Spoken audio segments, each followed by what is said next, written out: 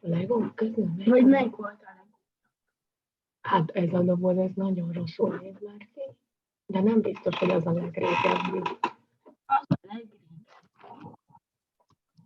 De azt szeretted, látom, mert szét van tépve az eleje, meg minden volt vele. Az régi, mert meghívták akkor és akkor látod, ez már 10.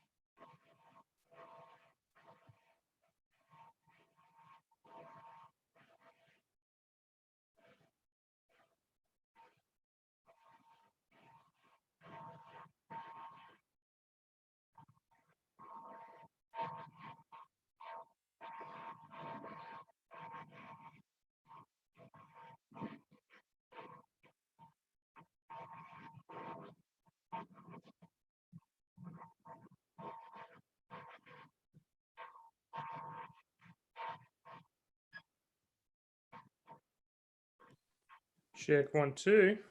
Good morning, Charlie. Or afternoon for you, actually. Hey guys. Hey, Hey, hey. hey. Can you hear us? You see Can us? you hear me? Yeah. Yeah. Sam, can you? Yeah. You show yourself. Hey, it's my face. Good morning, Charlie. Or afternoon for you. Hey guys. Hey, hey. How's a loop? Can you hear us? Yeah, can you hear us? Can you hear me? Yeah. We can hear you. Can you hear us? Sam, can you? Yeah. You show yourself. Whoa, what's going on? Ah, can you hear me? Yeah, perfect.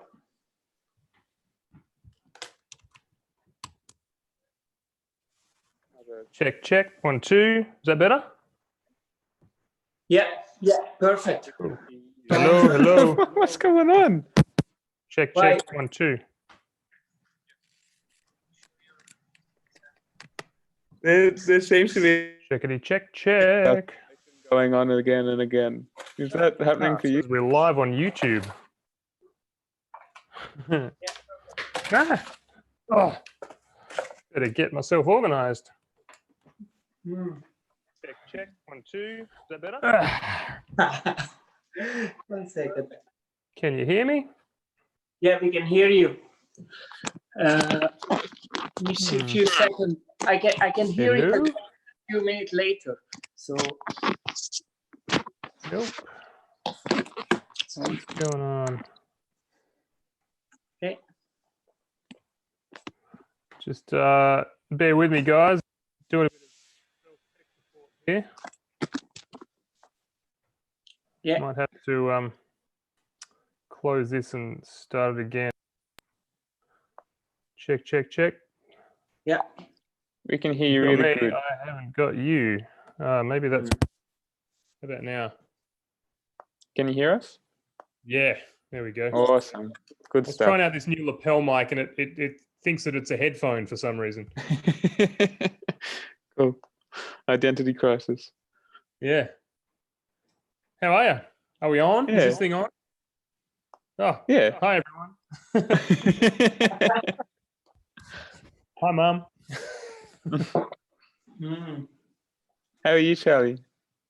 Yeah, I'm good. It's nice to be inside just as the rain starts coming down. Just Awesome. knocking up a bunch of goat fodder for the week and got some nice fresh tagasasti. Cool. So yeah, Super cool. Permi life is good. Cool.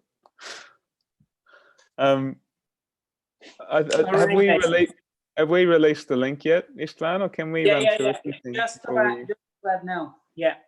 Okay, well, let's just run through a few things. All right. Charlie, you're cool with all the content that we've already got. We're just kind of going to be riffing, but I've got a bit of a direction from our last interview. Are Yeah, you happy great. for me to introduce you when we jump on? When we go? Yeah, for sure. I've got a ukulele too. If you want any segues. Cool. Super cool. And also, is there any clips or anything you want us to play throughout the interview? Like anything you want us to give a like? Oh, well, I saw maybe you like a busting half the a minute edge a bite? second ago. That was good. Yeah. But the new one. Have you seen the new one? Yeah, it looks awesome, Charlie. Yeah, if you manage to give that a plug, that'd be great. I think that'd be really good after giving Brenner a play and then giving you a play. I think it would be great to fit that in somewhere. Sweet. Istvan, how what's the potential of doing that? Do you have the link up? Oh, I can give you the link. No, but if you put it up to the chat, we can put share it. There's the Yeah. link. Great. Yeah, I have it. Groovy. All right. Should we kick on? Yeah. Let's do it. All right. So there's few people online, but first of all, thanks for coming in an online Pleasure. all the way from Australia. So good afternoon. I didn't have to go very far, so thanks for having me. Just waking up in Europe, but what a better waking, like get a bit of music into or soul and or local permaculture wave. Play Good Morning So- song. Good morning. Brilliant. So I like to welcome everyone who is online now, and also Sam, thanks so much for being holding this space in your last day for your quarantine in Australia. It feels good. It feels So super free good. freedom today, and then I'm looking forward to have a deeper driving in the sound and a soul and a connection between the music and the permaculture. So thanks so much for being here. Okay, cool. I'll introduce you, Charlie, and we'll jump straight in. So Charlie is the head man of Formidable Vegetable Sound System, or now Formidable Veg. He has been singing, spreading the words of the permaculture ideologies throughout the world. All over the place his music can be heard. I know people, I think from every continent that have heard your music, Charlie. So you've had a touch and effect all over the place, and you've made a commitment to not fly anymore. So how that's achievable, how that's done, amazing. Only art could do something like that, I think. So we're going to have a bit of insight into how Charlie spreads his words, what Charlie's life is looking like at the moment during this crisis, and how his life has been shifting and changing to adapt to this new world. Charlie, the flight ban came for you at a pretty good time, I guess. What's your life looking like at the moment with all this lockdown stuff? Well, it's looking pretty similar to what it was a year ago. Actually, it's it's funny. About 12 months before COVID, I was quoting a book that I've never read, which I really should get around to reading. But I just love the title. It's by John Michael Greer, also known as the Arch Druid. And a friend told me about it. It's called "Collapse Now and Avoid the Rush." And I haven't found a copy of it anywhere yet, but I should really find one because I think the title just sums it up. He talks about he's very much focused on post-peak oil scenarios and energy descent, and I think David Holmgren has a little bit of influence through his work on that. But that idea that we're heading to a point that won't be able to sustain our current way of life, like in any sense that we currently know. It just dawned on me more and more. And I think that the thing that triggered it was the IPCC 1.5 degree report, which basically said, hey, humans, you've got 12 years to figure out, what to do about climate change or goodbye. So I thought, well, what can I do? What am I doing? What can I do? How can I reassess what I'm doing? And at the time I was flying all around the world, singing about permaculture and getting a good message out there. But, arguably that's a good thing to do, and that's contributing to a greater movement. But for me personally, I just, and also the personal toll that traveling so much and flying around the world had been having just amounted to this kind of, it all came to a head, and I just said, I can't do this anymore, ethically or energetically. So, I made the call just as I was about to lock in another world tour. We've done 4 world tours now, I think, maybe 5, I can't remember. But we've toured a lot in Europe and the UK, and the last one we did, we went to the States and Iceland and Malta and nearly the North Pole. We're going to go to the North Pole. And we've been booked to play at Glastonbury, which some people might know as the biggest music festival on the planet. And I made the call and said, hey, Glastonbury, sorry, but this thing's come up. It's called the 1.5 degree report, and we've got 12 years left to sort ourselves out. Don't think I can put you on the top of the priorities anymore. Sorry, but I hope you understand. And they did. I got an email back. In fact, I had to cancel a whole lot of festivals. We were headlining the Green Gathering in the UK, where we've played before and, have a lot of dedicated people who come and watch, and I felt really sad having to do that. But again, they were really supportive, and they all sent emails back saying, look, we totally get it. Everyone here's freaking out. You know, Extinction Rebellion was starting to crank up, and the whole climate change movement was really cranking. So yeah, I think it happened at a good time, and I think it was good to set that example in my own life, as well as for people who like our music. Yeah, it got you quite a bit of publicity, didn't it? Yeah, it's Not funny flying. actually. Not playing Glastonbury got us more publicity than if we had have played Glastonbury. Like the BBC World Service came and did an interview. I was like, what the hell? So yeah, great. If you want a good news article, just say no to a big festival. Well, it shows people shifting priorities, and I think what you touched on with like the whole climate movement ramping up and all this stuff ramping up, like getting there. We were talking about something the other day, Charlie, before we jumped on, about how there's kind of this whole thing coming to like building up like a pressure cooker. And it is great. But you were saying something I about... just got a bit of feedback. Oh, bit of feedback from YouTube. What you touched on with... Oh, yeah. No, sorry to lose track there. Oh, good. But building up like this pressure cooker, and then there's the permaculture movement kind of like plugging away as well. And you said something really interesting. I was wondering if you could reiterate it, whether it sparks anything in your mind, what I've just said, about the connection between this big climate movement and then permaculture as well, and what role that they both have to play for one another right now. Well, I mean, to me, like, permaculture has always had the solutions to climate change and to energy descent and resource peak everything. It just feels like a natural progression that's the way that people are going to go. I hope. I mean, I feel really hopeful at the moment, especially now in lockdown and in the times of COVID, that people are really waking up to this fact that we can't go on sustaining ourselves in the present way, because, you know, our current industrial agriculture and globalized economic system leads to things like pandemics and, you know, climate change and bushfire and floods and all the rest. But also this positive spin that, oh, well, actually, we can survive pretty well at home. I mean, you know, some people are adjusting better or worse than others, but in general, I've heard a lot of really positive and amazing stories coming out just from normal people at the home level.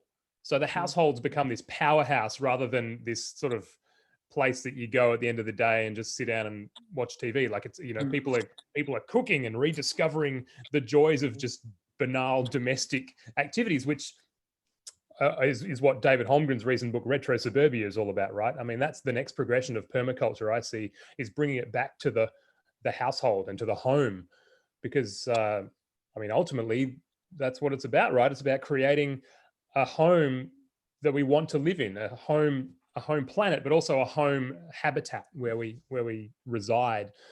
And so, you know, I think it's totally tied. The climate movement, that a lot of people seem to be a bit overwhelmed by this concept of climate change, and a lot of the debate around it isn't so much debate. It feels like people just struggling to get their head around what it actually is. And they're like, oh, climate change isn't this thing, but bushfires are a thing and floods are a thing. And so what's happening in your bioregion? You know, I agree, you know, trying to think of something that big, a global issue.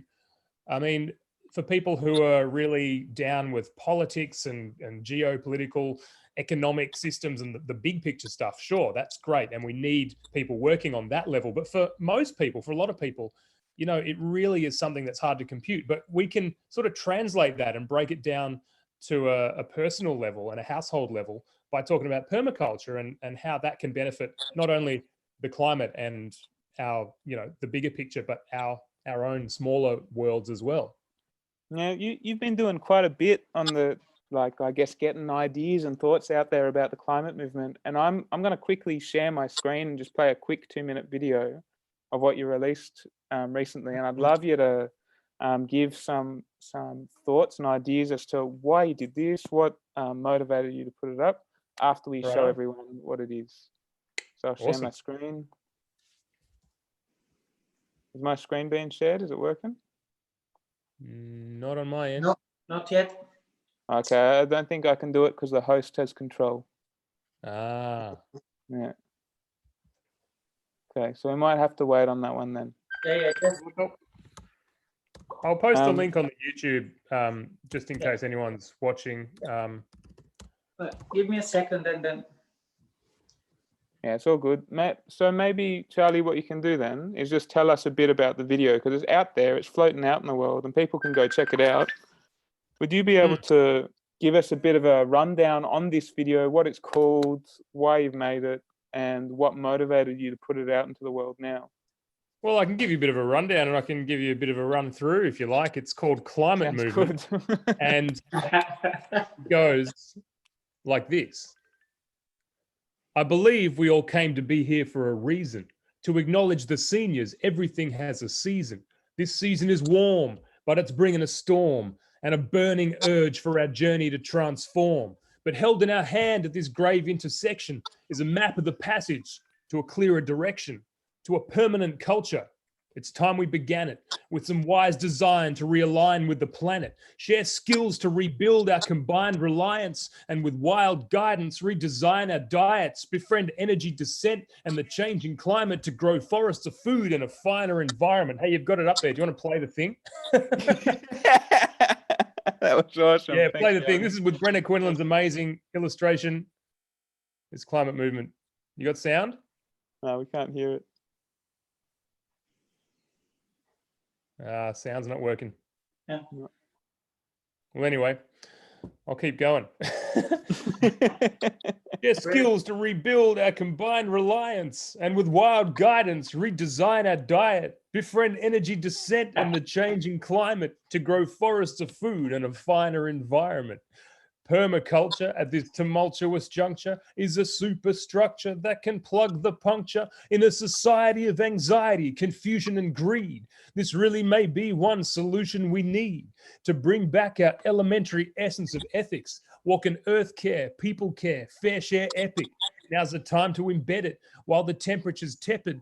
Let us rise as a choir beside the people who get it, to guarantee that our future generations' lives are provided the conditions they require to thrive, instead of being deprived of the tools to survive in a biosphere too defiled to revive. So we invite you now to amplify the synergy, devise and inspire your distinctive soliloquy, combining with like minds an adaptable symphony of radical simplicity, balance, and symmetry. Whatever your ability, we need your assistance to aid in reclaiming a stable existence. Go summon your gifts at this critical hour and deliver wherever they move and empower. I think And that so was that's a better than if little we had heard it. music video that Brenna illustrated. Well, it was a sort of a collection of Brenna's like last 2 years of illustrations, animated by our mate Drop Bear, and produced by the amazing Spoonbill, who's produced a lot of our tracks. And yeah, it's great to have a little collab with those amazing people. But yeah, that kind of came out of the IPCC report as well, of like, well, you know, what can I do to really try and motivate people, or at least make them aware of this pretty serious issue. And all my stuff in the past has been pretty fun and happy and like, hey, let's go and plant a garden, everybody. But I wanted something that was a bit more impactful and a bit like, okay, you know, let's take this a bit seriously. And I, you know, it feels weird. Like I'm so not a like take me seriously kind of, you know, musician, like moody, pensive type, but it just felt like, you know, the kind of genre fit, like the sort of Aussie hip hop kind of, you know, get out there and take some action. Yeah, But awesome. yeah, thanks for sharing it. If you want to see the thing, I've pasted the link on the YouTube. So Charlie, like, I understand it's pretty important and pretty critical, and I think you've probably understood that for quite a while. Like, I don't think it's a new revelation for you. Why all of a sudden are you getting more serious about this stuff in your music? Well, I guess like everyone, you know, I had this concept that sure, you know, climate change is real and it's happening and we have to do something about it. But until the bushfires, not these recent ones, just a few months ago, but last year we also had a really full-on bushfire season. And I was in New Zealand at the time touring, and if anyone who's been to New Zealand knows that it just doesn't catch on fire very regularly. But I was at a festival that I've been to a few times called Illuminate, which is on this lush mountain in like a hobbity sort of beach forest, and just soft grass and green hills everywhere. And I went there, and it was dry and dusty and desolate and just stinking hot. And there was a total fire ban, which was unheard of for that part of New Zealand in that time of year. And people were just like, what? Total fire ban? Ridiculous.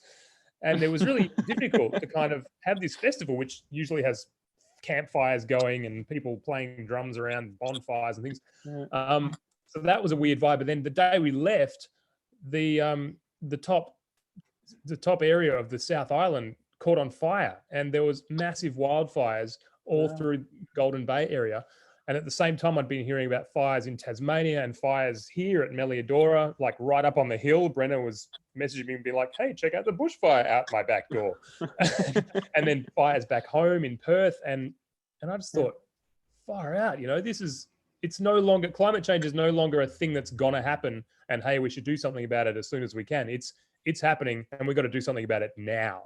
So for me, the reality just kind of set in. And I think for a lot of people it did. And that's straight after that is when we saw Extinction Rebellion come up and the school strikes, and the whole climate movement just kind of galvanized.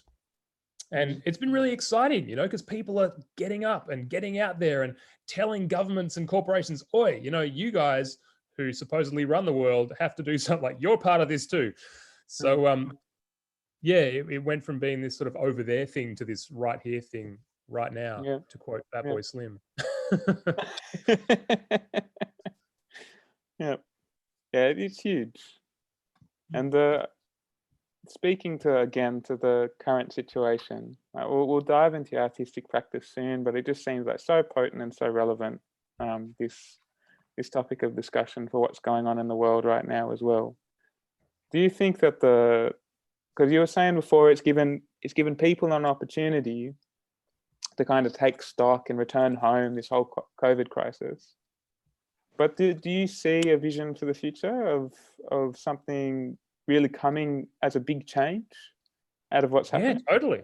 Yeah, I mean, it's here. I feel like this is the beginning, and I can't see a future that's going back to what it was. I can't see us going backwards from here. I mean, just the state of the economy and the changes that have happened there, and they're just unprecedented. And it's really exciting to watch, like from someone who's kind of, you know, deep down always hoped for not for something, not for a pandemic, but for economic systems and for governments and corporations to start redesigning their entire like core structures. Like, I've always been like, ooh, I wonder if that'll ever happen. Like, wouldn't it be great if? And so many of these wouldn't it be great ifs are now happening. And no, it sucks that it had to come in the form of a disease that's making a lot of people suffer. But in some ways, it could be a lot worse. Yeah, in a lot of ways, it could be worse. I mean, we've still got the Monty Python foot of climate change coming down, ready to, you know, if we don't keep doing something. So if we get distracted in the pandemic and don't see this as part of a broader systemic thing, then we're going to miss the point. But I think this is a great way for people to wake up to the point that it's all connected.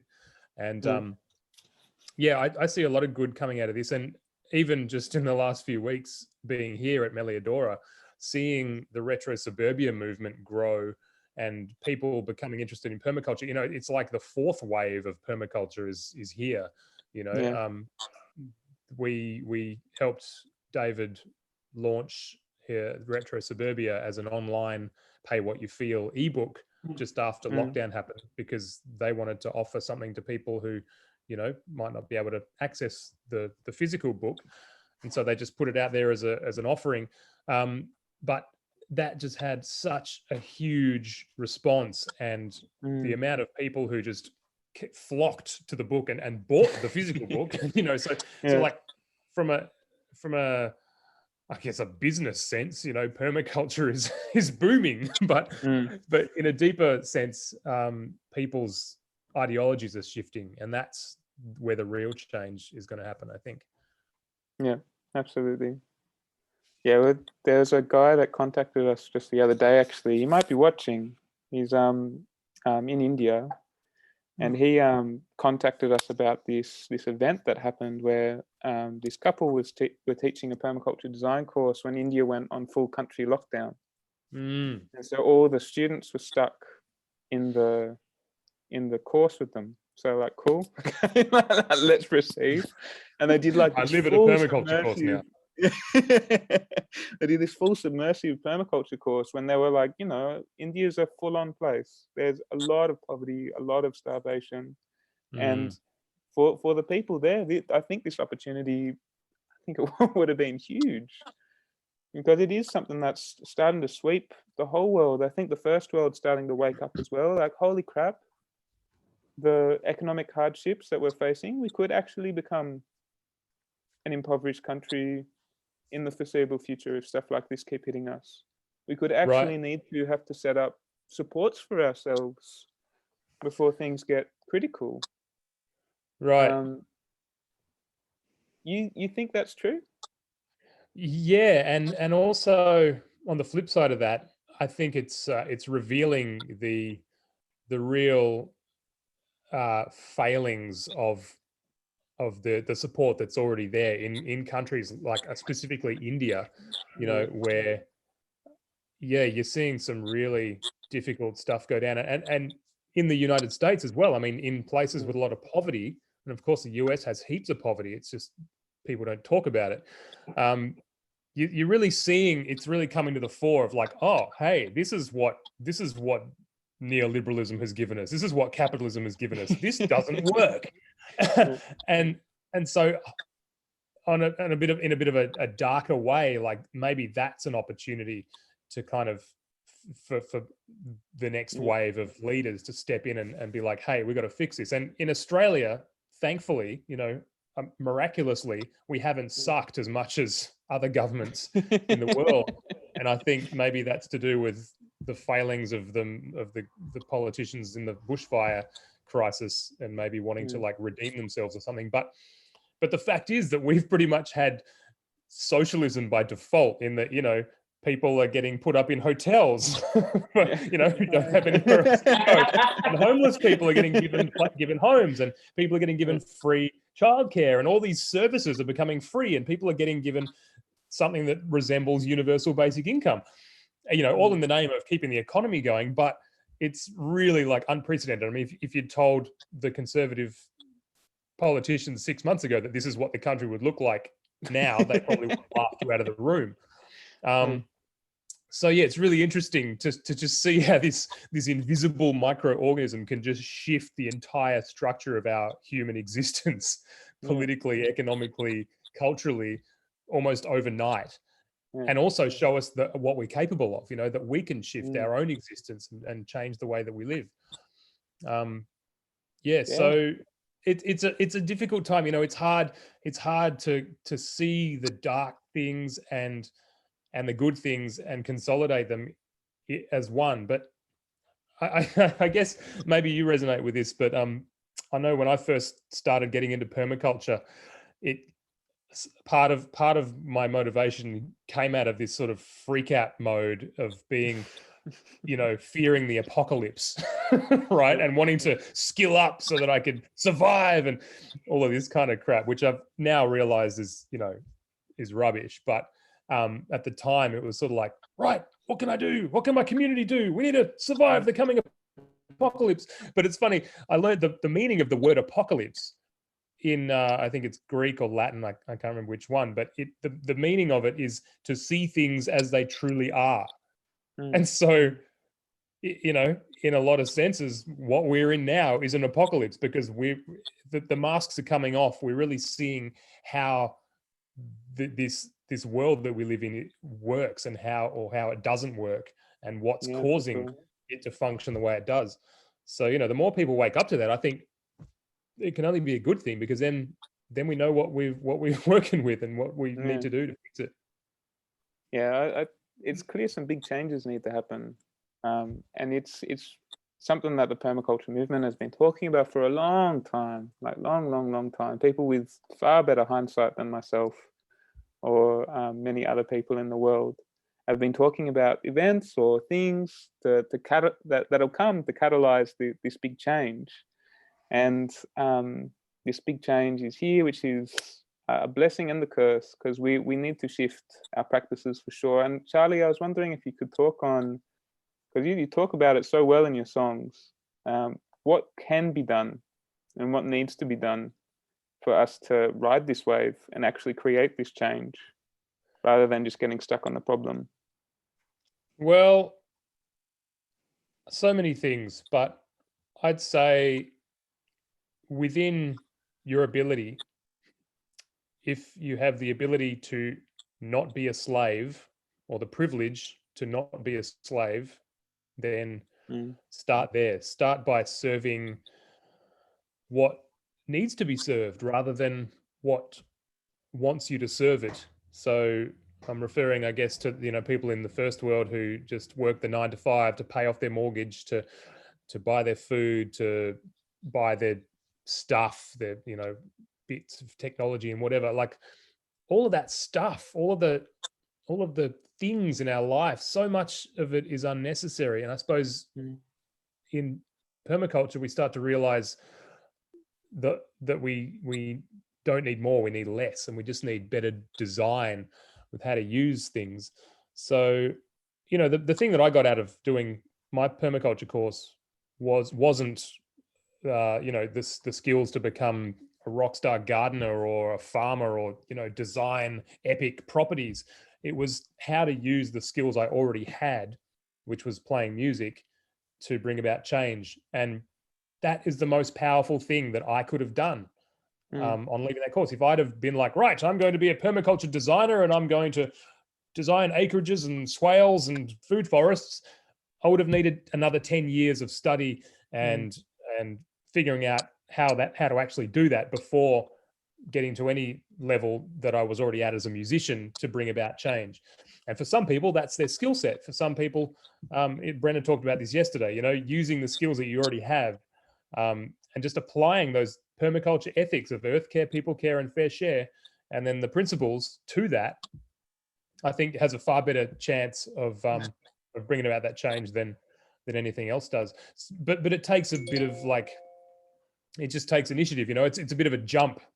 Some people, it's like a leap of faith to go from working full time and working in a job or being enslaved by the system to actually jumping out of that system, because you feel very vulnerable, right? I mean, the system makes you feel safe and everyone's doing it, so there are rules and you can stick to them and then hopefully get somewhere, and the ultimate goal is to reach the top of the ladder or something. I haven't been in that system for a long time, so I don't know, but the same applies to permaculture. It's a community, it's a global movement that, well, from my perspective, I felt held by this movement and this community. Everywhere I go, just with a humble ukulele, I search for the word permaculture in the town that I'm in, and then I find my people, and they're doing all of the things that I sing about, and I'm just a little puzzle piece in that. I'm not, I'm not the farmer or the gardener, but I can still fit in that community. So I think that's a good thing to remember, is to just take it slow and just to find your niche and to use your skills and do what you can with what you have, like that quote. Awesome, Charlie. Really cool. I think that's something that came up a lot with Brenner as well. What you touched on is it's this thing of really finding your niche in time and space. Like, what can you give now to what's needed now with what you have? And it's true that both of you, with this philosophy, have given a lot to the permaculture movement. So I was wondering if you could talk a little bit about how your creative process works and how communicating these ideas or motivating people, whether it was just like this fun creative process or whether you had like some strong intention to create this domino effect that you've created. Yeah, well, it's funny. The idea came out of my PDC. I did my permaculture design course with Robin Francis back in 2011 at Janbung Gardens in northern New South Wales, and she's got a big focus on the music and the arts. You know, she's a musician and an artist as well as a permaculture teacher. And you know, when she was talking about Indigenous knowledge systems and how music has been a tool for thousands of years to transmit knowledge and practical things, that's what got me thinking, you know, oh, maybe, you know, I'm a musician. And before that, I just rejected music as like, it's not going to change the world. It's just whatever top 40 bangers and pub rock. Like, how can I change the world with that? But yeah, my friend started pressuring me to write songs on my uke when I had a presentation to give to the class about one of David's principles, and yeah, I really didn't want to do it. I thought, oh man, permaculture songs on a ukulele, like how daggy do you want to get? But she was very persistent, and I'm glad, because that's what turned into the first song on my album, the Permaculture Rhymer's Manual. And then after a couple of people, I played it in front of the class and was like, oh God, this is like the nerdiest thing anyone's ever done. But everyone was like, yeah, that was great. Play it again, play it again, play it again. They kept requesting, and I was like, what's wrong with you people? But after a while, it dawned on me, it was like, oh, maybe, you know, maybe there's something in this. Obviously, they're getting into it because it's something they've learned and it's something that resonates with them, and it's helping memorize one of the principles which we've been trying to learn. And at one point, someone said, hey, why don't you just write a whole album for all of the permaculture principles? And I thought, you know what? I'm going to do that. Yeah. So, and then I set the intention, and it's funny because and I've been going through this recently. I just bought a new computer, and I'd been deliberating for weeks over like, oh, do I, like, my laptop's falling apart. I really need a computer to study on, but I've just been learning about, you know, rare earth mining and the economic system and corporate everything, and, you know, the tech world taking over the universe. And I was like, oh, how do I justify it? I can't support this, but I need the technology. And eventually I just caved, and I got a secondhand laptop. But the condition that I bought it on was that I would do something epically awesome with it to change the world. And I just set that intention. I didn't know what it was. I'd been doing a lot of meditation at the time, and I thought maybe I'll just promote Vipassana meditation to the world on it or something. But it turned out to be what I recorded the first album on. So, you know, I guess hopefully I paid off some of my ethical debt to the people in China who built it, and, you know, whoever mined the minerals going into it or something. But, you know, just setting that intention was really powerful, and that's kind of what propelled me to making the album. But yeah, it's there's a lot of that ethical way up in permaculture, hey? Because there's a lot of things that, like the huge scale things that need to get done, and I guess the compromises we need to make as individuals in order to get stuff done. Like we've got to really weigh it up, because we could be a burden on the planet, or use the system that as it's existing to achieve what we've got to achieve. And I think an example like that, I think it's a really good one, because a small decision like this, it has an impact on many lives, but a small decision like this can make a big change. And so it is up to us, like what do we just say completely no to, and what do we say, yeah, okay, like this is going to help me do huge things. This is going to help me make big changes. And I think it's about the transition, isn't it? To me, it's that transition ethic, which Delvin Solkinson has as one of his cards in one of his epic decks that he has. But yeah, that idea that in order to get to where we want to go, compromises have to be made. But as long as we're on the trajectory, and we're setting those intentions, and we're doing the work and taking the steps towards reaching those goals, it's, you know, all's not lost. If we're just bumbling our way through life unconsciously, just buying and working and slaving away at something meaningless, then maybe that's not as productive a use of our time and energy. But if we have to hire an earth mover and burn some fossil fuels to dig a water harvesting system that's going to bring the soil back to life, then, you know, maybe that's arguably an allowable thing, you know, depending on where you stand ethically. I mean, if you're full ideologue, you could grab a shovel and do it by hand. But this idea that the technology exists as a tool, and that if we can find ethical ways to use it to bring about change, then maybe that's not such a bad thing. But it's, you know, it's sort of each to their own. Like, we have to just figure out our own comfort zone with that. And for me, for years, I was justifying flying around the world because I was like, I'm getting a good word out there. I'm talking about permaculture. That's great. I can fly wherever I want. But after a while, I couldn't justify it anymore. And I was like, wait a minute, you know, maybe I could justify that a few years ago, but now things have changed. I can no longer justify it. I mean, we're constantly updating our own internal ethical compasses as well. And I think that's just embracing that permaculture principle of creatively using and responding to change, right? I mean, you just keep readjusting and navigating and pivoting and trying to do the best you can. Yeah, and I think that's good to remember for people who beat themselves up too much. They're like, oh my God, I bought a plastic wrapper thing and I'm going to hell. It's like, you know, just don't flog yourself. Just do better next time, you know? I think it's a good sign of ethics as well to see someone on a transitional path. But what seems more important to me than, say, like a piece of plastic or the computer you bought, it's like, what is going to happen with this? So even if the thing came in a piece of plastic and you're going to do something positive, you're going to write a letter, you're going to do something that could benefit people and benefit the earth, awesome.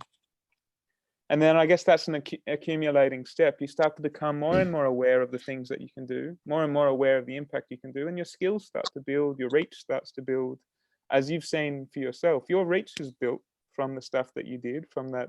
I don't know if you regret it. I hope you don't, flying around the world. Because the reach that you now have to do whatever you do at home, amazing. It's like groundwork, foundational. Yeah, stuff. look, I don't regret anything. And, you know, while I wouldn't do it again, I'm glad that I've done it. And I'm glad that I had the energy to do it, because I don't have the energy now. But it's that, you know, it's that principle of catch and store energy, right? Make hay while the sun shines. We have these miracle ways to communicate with each other and to travel and to do things that no human has ever had before. And so for some people, great, make use of that. I think what we're seeing now is also great in that nobody can travel internationally or fly anywhere. And hey, life goes on. You know, there's technology, there's other technology such as this, which allows us to still do the same thing. So I think that's fantastic. You know, the fact that the business community and the corporate world are waking up and being like, oh, maybe we don't have to fly to LA on weekends to go to a conference that, you know, for no apparent reason. It's like, why don't you just stay at home? So, hey, yeah. Istvan, can I direct a question at you? Yeah, sure. Istvan's a mad flyer. Just to give you a bit of context, Istvan works all over the place. No shame. Yeah. Makes you feel like he works in Europe, Africa, Asia. He goes everywhere to help people and to work. And I've had this conversation with Istvan because I was starting to do a bit of flying last year. It was the first time I left Australia, and it was kind of like this ethical thing for me as well. I was gifted a ticket, and I'd like kind of like made this thing of like I want to travel by boat. I want to like get across the seas, like blah blah blah blah blah. And I was given a ticket to go overseas. I was like, crap, like that sounds awesome. What do I do? Yeah. And so I made, of course, an ethical decision that if I went, I would only do work for permaculture, and I would work as hard as I could for projects. And I also made an agreement not to spend any money. That was part ethical, part just, I guess, proven to myself that I could do it. But Istvan gave me some awesome insight, because I was starting to fly more and more and more into why he does it. what he did. I was wondering if you could share some words on that, Istvan, first. Well, it's a big thing about for me to flying and traveling around, but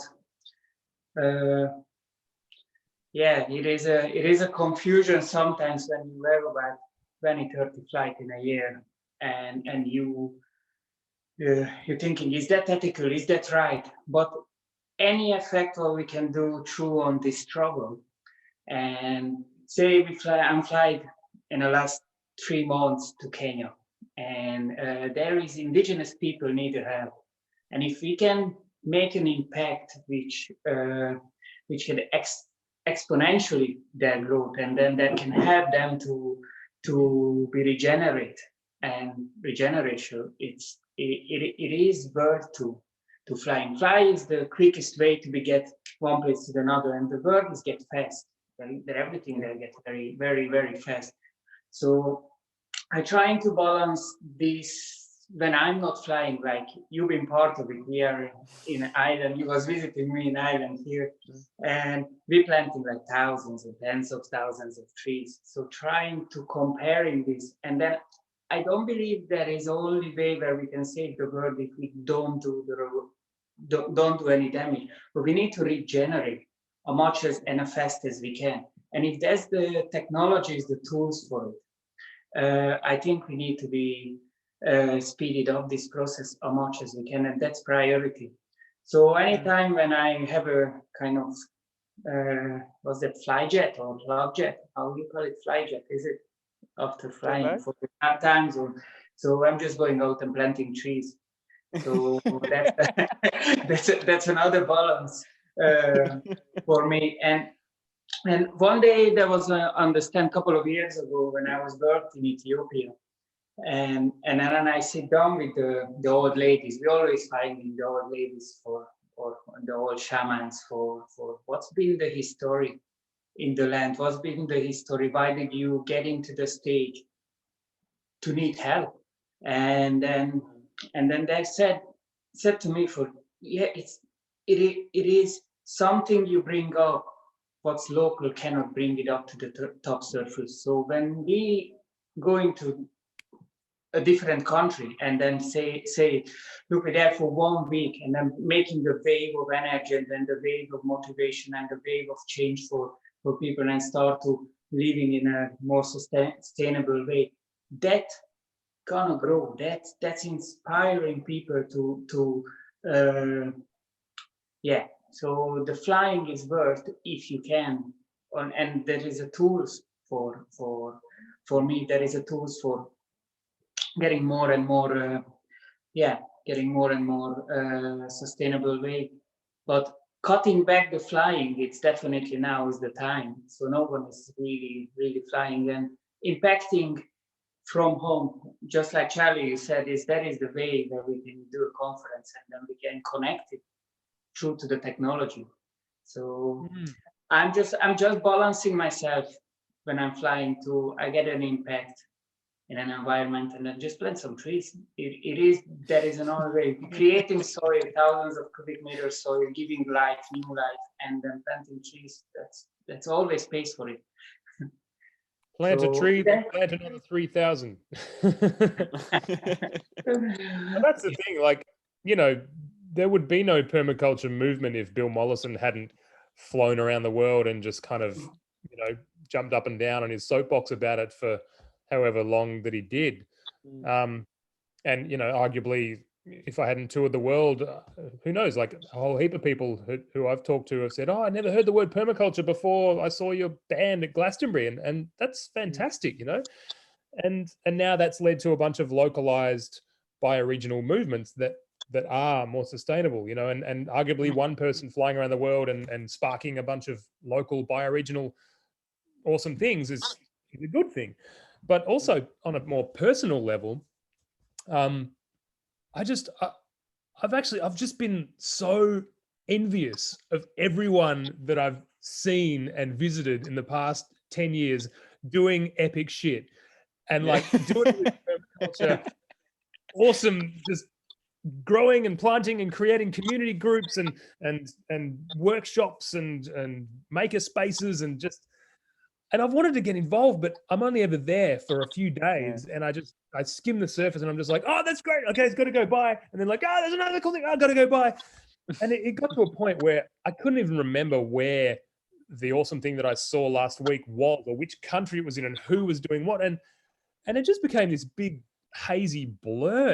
And while I was out there, you know, spouting my ethics and principles and inspiring sort of crisis of like, what am I doing? Like, how am I applying this in my life? And I just felt this yearning, you know, for home. And that was the irony of it, was seeing people so excited and so inspired by permaculture, and then diving in to the soil in their up in Western Australia, and just stayed on the land for 6 months, and, you know, grew veggies and tried to plant out my own little sort of minging food forest, which didn't work. It takes a lot longer than 6 months to grow a food forest, just for the record. But just having that time, just 6 months in one place, which I hadn't done in nearly 10 years, was such just compost for the soul, you know. Just and that was really like the beginning of this next stage, which is hopefully a more home-based stage, and finding out what I can still do through technology such as this to get the word out, and to keep being in a band, and to keep producing music, and inspire people.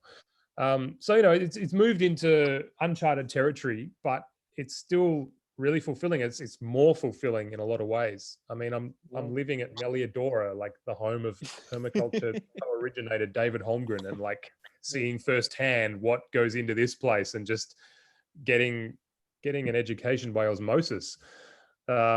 So yeah, you know, the global picture again, it's, you know, it's great if we can reduce flying, and it's good for the climate, and good for emissions and everything else. But on a personal level, I think something that will resonate with more people is that, like, it's just so good to be at home. I mean, it's fun to travel and meet people, it's exciting, but after 10 years, man. Whew. Yeah, sure. But can you tell us more about this new stage that you're in, living with David Holmgren? What's this process like for you? What are you learning? Just give us a bit of an overview. Oh, look, every time you pass by Dave in the garden or in the shed in the house, you just get a lecture of like something incredible. It's like he's this never-ending fountain of knowledge.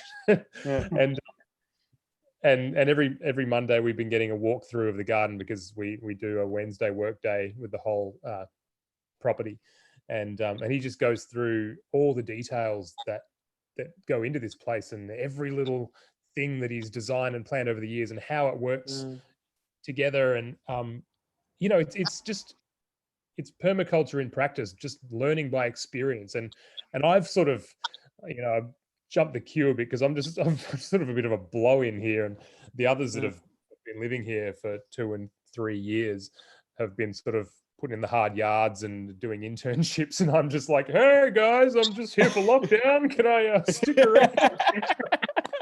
And, so yeah, I'm pretty lucky, I guess, having that. And you know, I've known David and Sue for years, and they've been really supportive of my work, so it's great to be able to spend more time with them, and help them out with the retro suburbia stuff as well. So there's this really nice reciprocity going on. You know, I feel like I can still contribute in my sort of musical, arty, social media-y ways, even though I'm a little bit of a rookie at the on the ground earth care stuff, because I haven't had any practice for so long. Yeah. So tell us a bit about the earth care stuff that you're learning with David. What's really coming through for you in this new phase of your learning? Oh man, where do I begin? He like sorry, big question. Planting brassicas the other day, and I just asked why the soil was clumpy, and he gave me the whole download on mineral balances and ratios of potassium and calcium. I can't remember. It was zinc. Yeah, see, I've forgotten that bit already. But was it it was calcium and potassium, yeah? Calcium, potassium, yeah. The ratio, and how it's not about the levels, the amount, but it's about the balance, and just, you know, just going so into detail of the chemistry of soil by just a simple question of like, why is this soil hard? And awesome. just little details that turn into the big thing, you know, right? Because David's a big picture pattern person. but also just so all over the details. And, you know, a conversation about broad beans can turn into a diatribe about geopolitics and you know, how the world works. So yeah, I'm just trying to think of any one specific thing. I don't know. I've learned how to wrangle goats. Cool. That's valuable life experience. To her credit, Brenna Quinlan has been my most patient teacher. Sharing a tea house with her, which is a 4 by 5 meter tiny house. So, you know, I'm definitely getting a crash course in how to live the tiny house life on a permaculture property. What's that shared space like? Oh, it's beautiful. I'll do a little pan around. Is that all right? Oh, it's beautiful. It's absolutely spotless and immaculate and lovely. Whoa, And, incredible. Hey, Brenna. Creating the new masterpiece. Little loft and little lounge room space and beautiful view out to Meliadora. Oh, wow. Beautiful. And it's all heated by a little wood-fired slow combustion stove, which we go out and harvest firewood for, and that cooks our food and bakes our crackers and all sorts of things. Awesome. It's just a really simple space. Really comfortable and really connected to the outside, which is great. You know, you probably would get cabin fever if you were stuck in here all day, but thankfully there's so much to do outside. You know, the day starts at 6 a.m., you know, wake up, go out, feed the goats, milk the goats, take the goats down to the gully to eat blackberries, come back, make some breakfast, do a bit of art and music, go out and clear a path or pull blackberries or plant some brassicas or whatever's happening at the time. It's really dynamic. It's changing all the time, and it's great to see how it changes with the seasons. Yeah, sure. How long have you been there now? Jeez, it's been 2 months. Wait, I got here at the end of Feb, so nearly 3 months. Man, crazy. So long enough to see a change in season, hey? We're there at the end of summer, seeing it come through autumn and into winter. Yeah, and before that, I'd been coming here pretty regularly to visit and getting these sort of time lapse views. So, you know, I came the first time in winter and then again in spring and then on the summer solstice and then again in autumn. And, you know, I saw this really quick, rapid fire changes and sort of saw where things were at.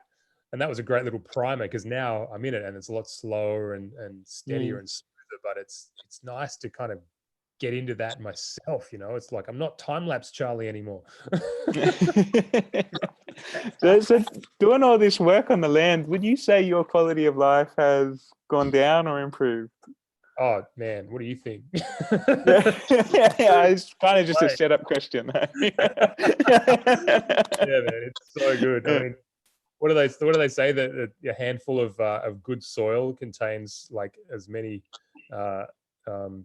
pheromone emitting microbes as like a what is it? It triggers your serotonin levels, so you're pretty much getting high by like digging in the good soil. I was on a job and I told someone this I was in the Middle East. I told someone this, like, you know, you get sick from like bad soil, and if you work with good soil, you get all these pheromones that make you happy, and you're like, I knew it. You're just in it to get high. Like, well, I won't say no.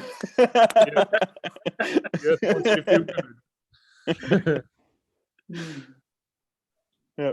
So what's your like coming towards? Sorry, you go, Charlie. Then I'll ask. Oh no, I was just saying. I feel like playing a song. If you feel like a song, yeah, please. I'd love you to. All this talk about, you know, connecting to home and connecting to country and feeling into where you live or where you're from was kind of the inspiration for my last album, which came out last year, and it's based on the 3 permaculture ethics. That's why I called it Earth, People, Fair.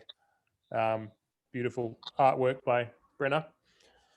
And this song that came out as a title track was sort of a bit of a manifesto, was like trying to answer the question of what is permaculture, but it's a bit more personal, and it came back to that idea of home and that idea of connecting to home, whatever that means to you.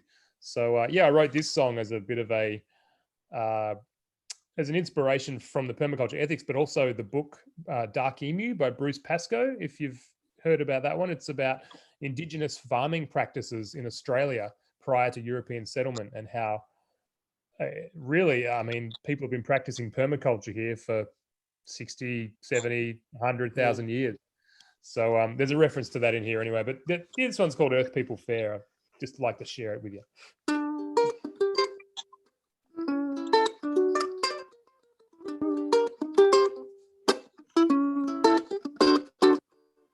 Wanna see myself as a part of the whole.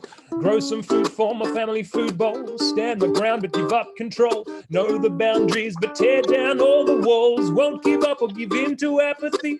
Gonna plant a tree, then plant another 3,000. Now's the time to start feeding my soul. Feeding the soil, believing anything is possible.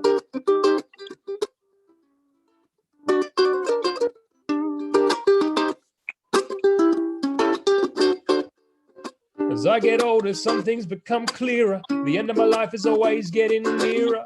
Focusing on the things that bring meaning. Food, community, love, and healing. Getting tired of all this moving around. Wanna bring it back home to a simple piece of ground. Been talking about it till my mouth is dumb.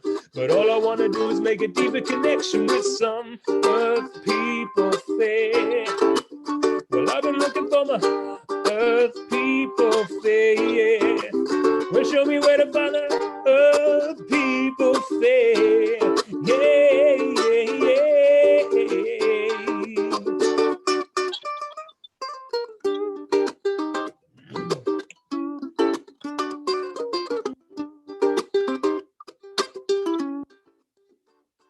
A stray alien wandering this ancient land. So much of the dream that I still don't understand. Been looking at you, but I'd rather see you and follow the path of that old dark emu. Someday my body's gonna breathe its last. Yeah, I'm aware that this too shall pass. But till then, I'll keep singing to the open air, hoping there's time to advance Earth People Fair. Earth People Fair.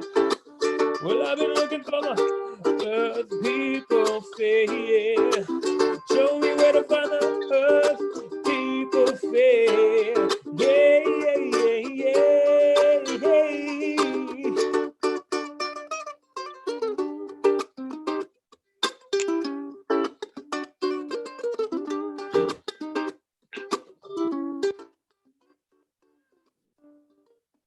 That's Earth People Fair.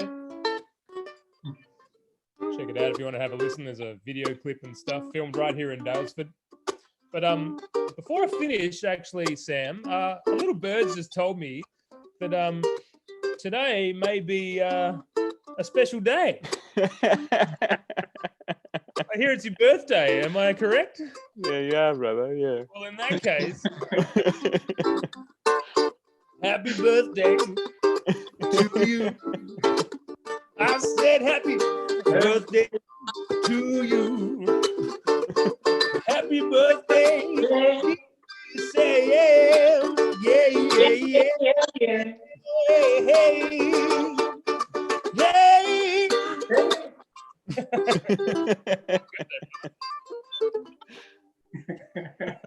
Thanks, Charlie. That was awesome. And great, the lyrics for the Earth People Fair, man, that very relevant to what you were just saying, hey? Super relevant. Yeah, I guess it just sort of sums it all up, really. And you know, it started out as this.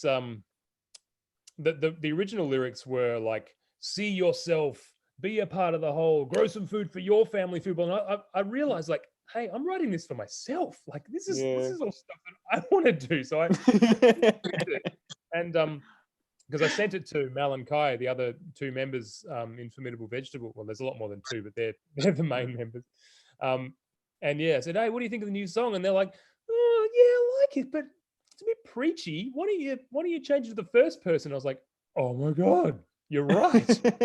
I'm glad I did that, because I didn't want to be all like, you should do this and you should do that. It's like, wait, you know, self-regulate and accept feedback.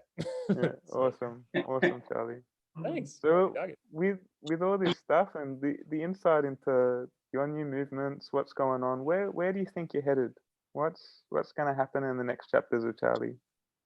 Well, I'm currently headed nowhere in the physical sense, which is fine by me. But No, there's a lot going on, and yeah, talking to Brenna yesterday, she probably told you about the educational stuff we've been working on, and we've designed this pack of permaculture action cards for teaching kids and adults. We can use them in their PDCs and stuff, but yeah, they're a collection of the permaculture ethics and principles, along with Brenna's amazing drawings Awesome. and illustrations, and my song lyrics. Well, song lyrics and different little poems and things, sort of to help memorize the principles and teach them to to people learning about permaculture. So we've started doing a bit of that stuff in schools before lockdown happened, and then more recently online with developing educational materials. But we were just about to do a tour of Australia, a school tour, which was going to take us to Arnhem Land in the Northern Territory. Wow. To Indigenous communities up there, which would have been awesome, and I hope we get to do it next year, because I was actually born up there, like in Aboriginal country, you know, on communities. And so yeah, it'd be really cool to kind of go full circle and take this stuff that I've learned back to where I was born, and those communities I grew up in, who are still in a lot of ways practicing those traditional ways of living. So there's that, and working on a couple of musical things. We've just released the new music video, and I'm kind of branching out. Like, I'm at a bit of a crossroads, and I think I'm going to go in both the directions. Typical thing. Because I'm currently working on one album, which is about halfway finished, around climate grief and sort of this feeling of sadness and grief around the whole changing of the biosphere and of our climate, but also moving into the empowerment stage of like, well, what do we do about it? But I wanted to go into that, because a lot of the time, you know, like I was saying in previous albums, I've been about like, hey, positive solutions, everything's good, like happy, just grow a garden and everything will be fine. But, you know, sometimes it's okay to acknowledge that things aren't fine. And someone said to me recently, when I was really feeling it, they're like, hey man, you got to feel it to heal it. I was like, ooh, I like that.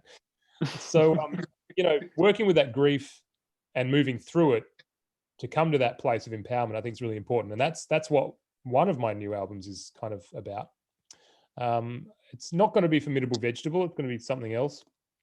But I'm also working with this crew in the States who are a kids music label, and they want to work with me to create some more kids songs, which is really exciting. Permaculture Wiggles.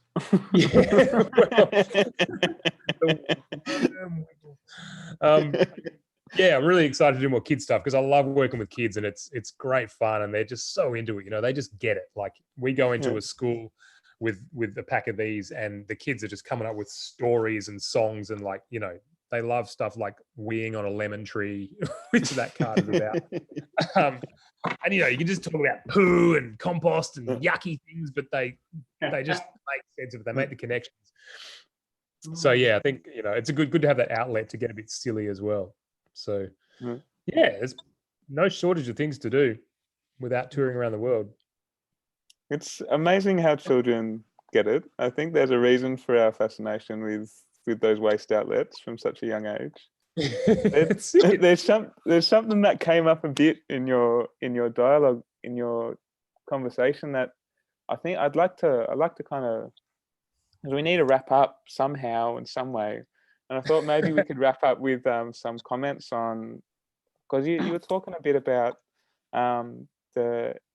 your admiration or your understanding of the Indigenous people of Australia, and they're quite, to the whole world, I think they're quite mysterious people, because the information on them is so little. And what you shared was you're talking about how they're still, like, for a lot of them, they're still practicing permaculture. And you mentioned this book called Dark Emu. And I thought maybe you could give some insight to the stuff that you do know, for the people watching, to help us shed a little bit of light. Well, yeah, I mean, the thing about Indigenous people, Aboriginal people in Australia or anywhere, you know, I think there is a bit of a misconception that they're this kind of ancient, mysterious culture with this hidden knowledge, and you know that there is an amazing history and an amazing legacy, you know, that's been created over thousands of years. But people living today are modern people, you know, modern Indigenous people living in this modern world with everybody else who's a part of it, and there's culture being carried through, but it's also adapting and changing, just like any culture. And I did some work out in the desert a couple of years ago. We went right out into Nganachara country and Maru country in Western Australia, and that's some of the most traditional Aboriginal culture that's still being practiced. Maru people only came in contact with white people, I think, 30 years ago or 40 years ago. Wow. And so there's people there who were born on country who never saw a white person before. They were, you know, 20. But, you know, the kids are running around with smartphones and listening to hip hop and playing the drums and riding around on those like single wheeled, like space age things. Whoa. I don't even know what they're called. Like I've never seen one before. I went to a remote Indigenous community. That's so bizarre. So, you know, it's this real sort of meeting of the worlds. And in some ways, people out there are walking in two worlds because they have to navigate this white fella world that they've been kind of, you know, just forced into by default by, you know, colonization, but also maintaining the connections to that traditional world. And I think a lot of people realize that there's resilience in that because they can go out on country and just live for weeks and know what to eat and know where to find water and find their way around by singing or telling stories. And that's something that maybe we will never understand truly, but like any culture, you know, if we can adapt to thinking more in terms of like how we connect to the country that we live on, and how can we create these systems of songs and stories and you know, these knowledge systems that are based in the land, not just in technology or books or text, then maybe we can come to a point sometime in, you know, in the future to embrace a more Indigenous aspect of ourselves. And I'm really interested in this. I'm reading a book at the moment. I haven't got it in front of me, but it's by a woman called Lynn Kelly, called Memory Craft.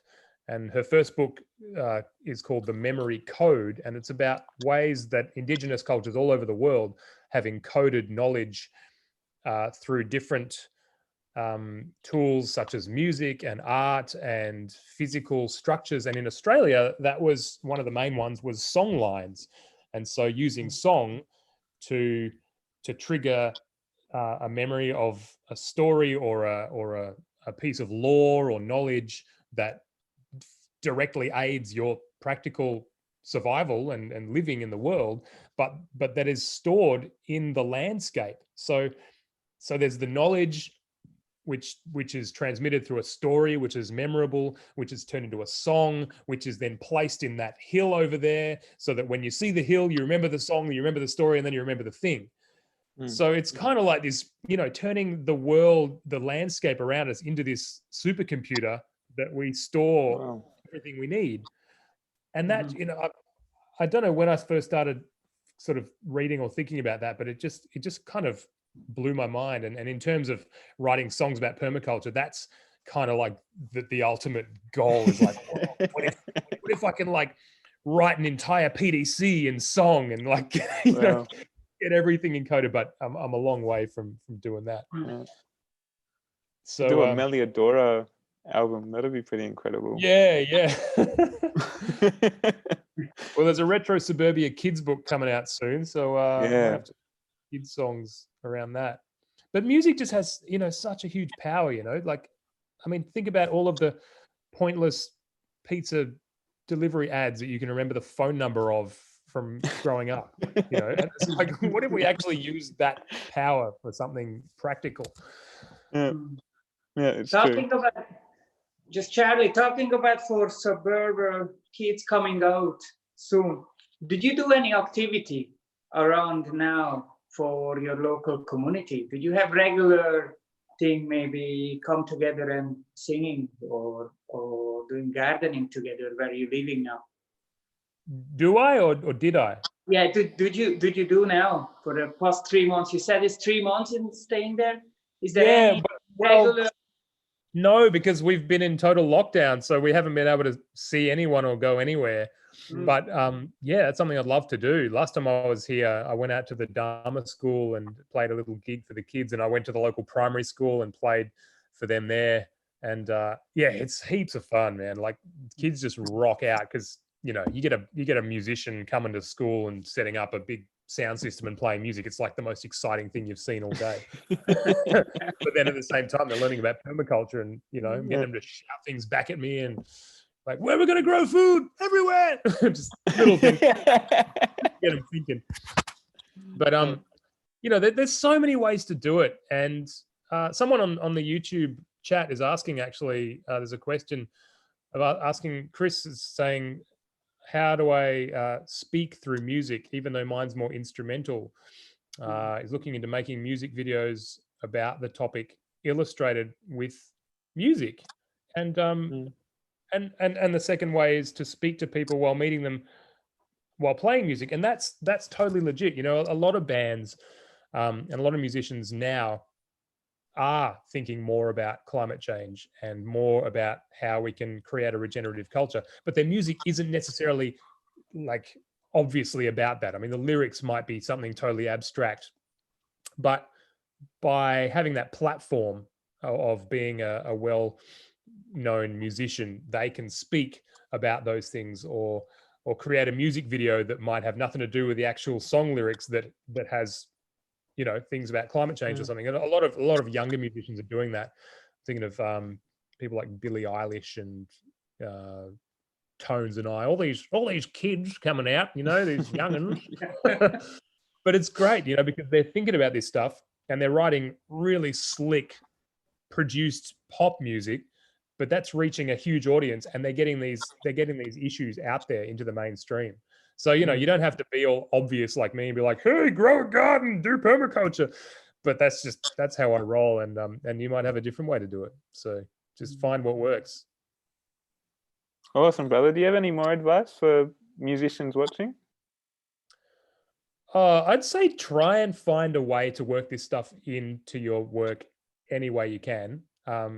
You know, at least try. It might be a bit of a challenge, like obviously writing a song about climate change has its challenges and some people just might not be up for that.